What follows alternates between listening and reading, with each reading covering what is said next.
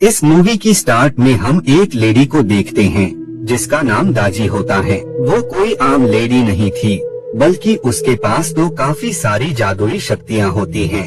वो अपनी पावर्स की हेल्प से वहाँ पर मौजूद एक शख्स पर अटैक करके उसे मारकर खा जाती हैं।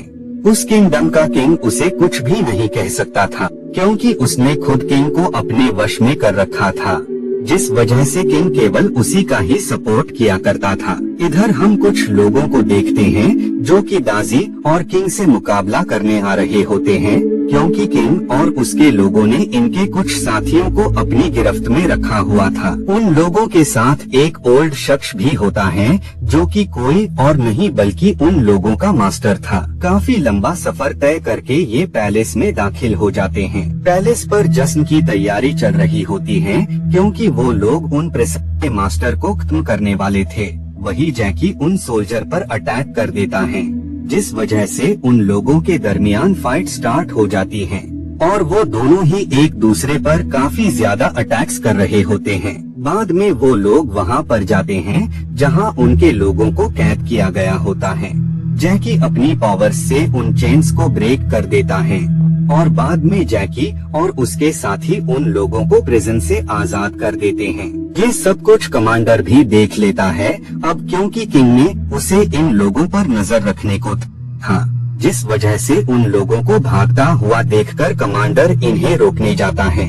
इधर दाजी किंग को उस शख्स की आंखों में अपना फ्यूचर देखने के लिए कहती हैं, लेकिन किंग को फ्यूचर में उसकी डेथ होते हुए नजर आती है। इस बात से किंग काफी ज्यादा खौफसदा हो जाता है और वो अपने लोगों से उस शख्स की आंखों को ही उसकी बॉडी से अलग करने का कहता है।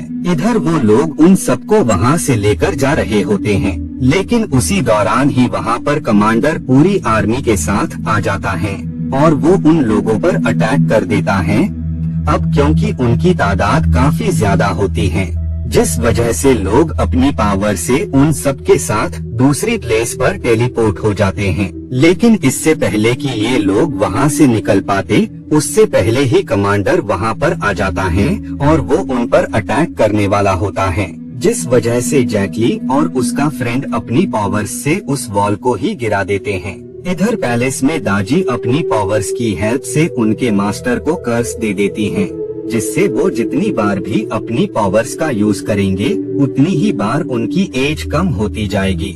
इस बात का उस शख्स को बेहद ही बुरा लगता है, जिस वजह से वो कर्स को खत्म करने के लिए अपनी एक आंख उसकी तरफ फेंकता है, लेकिन मास्टर उस आय को हासिल कर पाते उससे पहले ही दाजी उस आंख को हासिल कर लेती है, जिस वजह से वो अब पहले के मुकाबले और भी ज्यादा पावरफुल बन जाती हैं।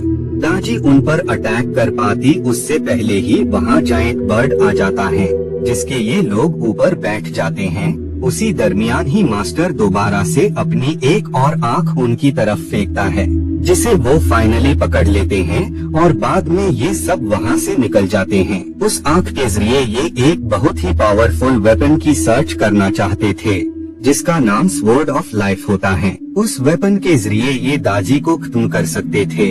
इधर जैकली अपने हवा में उड़ने की एबिलिटी को डेवलप करने की कोशिश कर रहा था, क्योंकि उसके साथ के सभी लोग हवा में उड़ते थे, लेकिन चाइल्डहुड में हुए इंसिडेंट के बाद से वो कभी भी उड़ ही नहीं सका। बाद में मास्टर जैकली को अपने पास बुलाते हैं और वो उसे बताते हैं कि उस स्वॉर्ड की सर्च करने का काम वो उसे ही सौंप रहे हैं, क्योंकि उस स्वॉर्ड को कोई आम इंसान छू भी नहीं सकता है। मास्टर उसे बताते हैं कि तीनों सूरज एक साथ निकलने से पहले ही उन्हें स्वॉर्ड को हासिल करना होगा। उस तलवार को वो ही शख्स उठा सकता है जिसे खुद उस स्वॉर्ड ने चुना हो। बाद में मास्टर इस सफर में उसकी हेल्प के लिए उस पानी से एग बाहर निकालते हैं, जिसके अंदर नेजा नाम का शख्स होता है और वो ही इस सफर में जैकली का साथ देने वाला था। इसके साथ ही मास्टर उसे 3 और मिस्टीरियस बैग देते हैं और वो उससे कहते हैं कि ये तीनों बैग तुम्हारे इस सफर में काफी ज्यादा मददगार साबित होंगे। जिसके बाद जैकली और नेजा वहाँ से निकल जाते हैं और वो अब उस डायरेक्शन की तरफ बढ़ने लगते हैं जहाँ से इन्हें स्वॉर्ड मिल सकती थी। लेकिन इतनी देर तक चलने की वजह से वो काफी ज्यादा थक गए थे, जिस वजह से उस बैग में से एक छोटा सा प्लांट बाहर आता है जिसके पास आँख भी होती है। वो प्लांट उन्हें डायरेक्शन के बारे में समझा ही रहा होता है कि तभी वहाँ एक जायंट मॉन्स्टर आ जाता है जो कि उन पर अटैक करने वाला होता है। लेकिन जैकली किसी तरह से उस मॉन्स्टर को खत्म कर देता है। वही नेजा जैकली के बैग को स्टील कर लेता है और जब वो उसे ओपन करता है तो उसमें उसे किसी अजीब से दिखने वाले जीव का बच्चा मिलता है जो कि अपने मुंह से किसी गैस को उसके ऊपर फेंक देता है। इससे नेजा अपने असली रूप में आ जाता है और अब वो स्वॉर्ड से पहले अपने वेपन्स को हासिल करना चाहता था, लेकिन प्लांट उसे जाने से रोक लेता है और वो उससे कहता है कि सबसे पहले हमें स्वॉर्ड को हासिल करना होगा क्योंकि हमारे पास बेहद ही कम टाइम है। इधर कमांडर एक पुतले में जान डाल देता है और वो उसे स्वॉर्ड ऑफ लाइफ की सर्च करने के लिए भेज देता है। इधर वो दोनों काफी लंबा सफर तय करके दूसरी प्लेस पर आ गए होते हैं।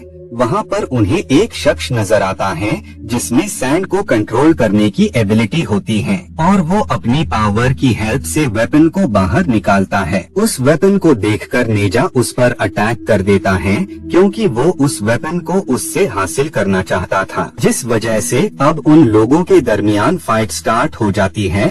वो दोनों ही एक दूसरे पर काफी ज्यादा अटैक्स कर रहे होते हैं। उसी दरमियान ही वो शख्स अपने असली रूप में आ जाता है। दरअसल उसका ऐसा भयानक रूप कुछ और नहीं बल्कि श्राप का ही असर था जो कि असल में दाजी ने उस पर किया था। बाद में जैकली तीसरे बैग से उसे डॉग निकाल कर देता है, जिसके बाद वो वॉरियर और डॉग वहाँ से निकल जाते हैं। बाद में वो दोनों भी वहाँ से निकल जाते हैं।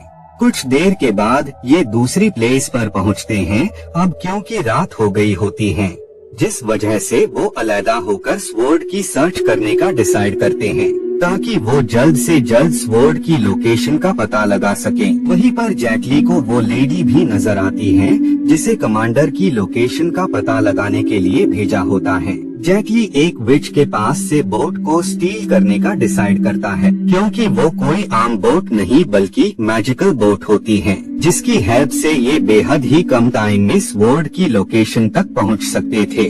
बाद में ये लोग काफी कोशिश करके बोट को स्टील करने में कामयाब हो जाते हैं और इस काम में इनका साथ वो शख्स भी देती है। लेकिन उस लेडी की बातों से इन्हें शक हो जाता है कि वो लेडी बरूपिया है, जिस वजह से वो लोग उसे पकड़ लेते हैं। लेकिन इससे पहले कि नेजा उस लेडी को कुछ करता, उससे पहले ही वो जीव उसके फेस पर गैस डाल देता है, जिस वजह से नेजा वापस से बच्चा बन जाता है। अब ये लोग काफी टाइम से आगे बढ़ रहे होते हैं।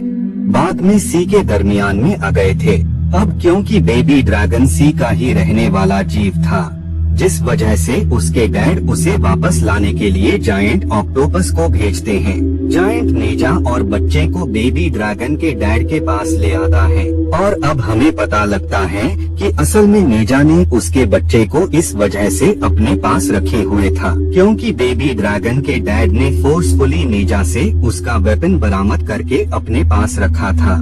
बाद में बेबी ड्रैगन के डैड नेजा को उसका वेपन कर देते हैं, जिस वजह से वो भी नेजा के वेपन्स उसे दे देते हैं।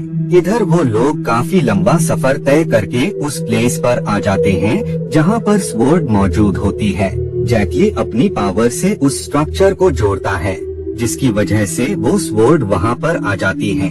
इसके कुछ चंद पलों बाद ही वहाँ कमांडर अपनी पूरी आर्मी के साथ आकर उस पर अटैक कर देते हैं, जिस वजह से उन लोगों के दरमियान फाइट स्टार्ट हो जाती है।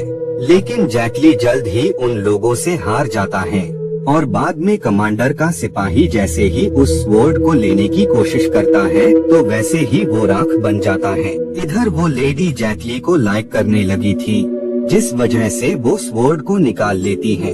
अब क्योंकि वो कोई इंसान नहीं बल्कि डमी थी, जिस वजह से उसे कुछ भी नहीं होता है। लेकिन तीनों सूरज निकल आए थे, जिस वजह से वो लेडी स्टैचू में तब्दील हो जाती है, जिस वजह से जैकली उसे वहीं पर छोड़कर स्वॉर्ड लेकर निकल जाता है। वे में उसे वो लोग भी ज्वाइन कर लेते हैं।